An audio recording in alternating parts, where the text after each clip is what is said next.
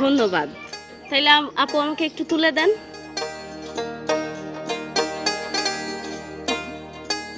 আচ্ছা, এবার খাসি। তারপর এই যে আমাদের প্রিয় খাসি।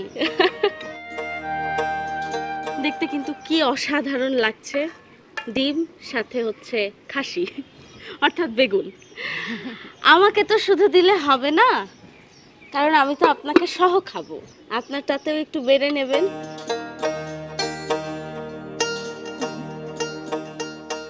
এবার চলেন আমরা খাওয়া শুরু করে দেই, অনেক গরম।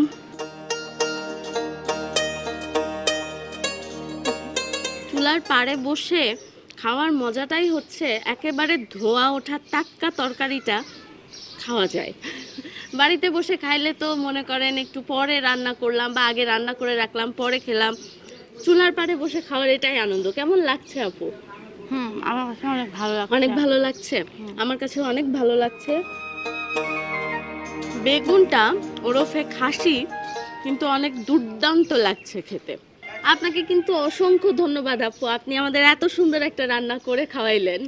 আচ্ছা আপু, আপনাকেও অনেক ধন্যবাদ। আপনি আমাদের গ্রামে আমাদের বাড়িতে আসছেন, রান্না করতে, রান্না করে আপনাকে খাওয়াতে পারছি, এর জন্য অনেক ধন্যবাদ।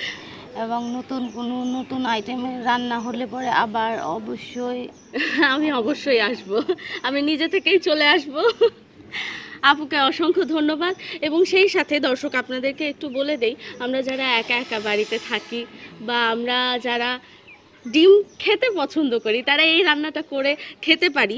আমি বিশেষত অনেক ডিমখোর, আমরা ডিম পছন্দ করি। তো এই রান্নাটা একটা ভিন্নধর্মী রান্না এবং খুব সহজে বাড়িতে করে নেওয়া যায়।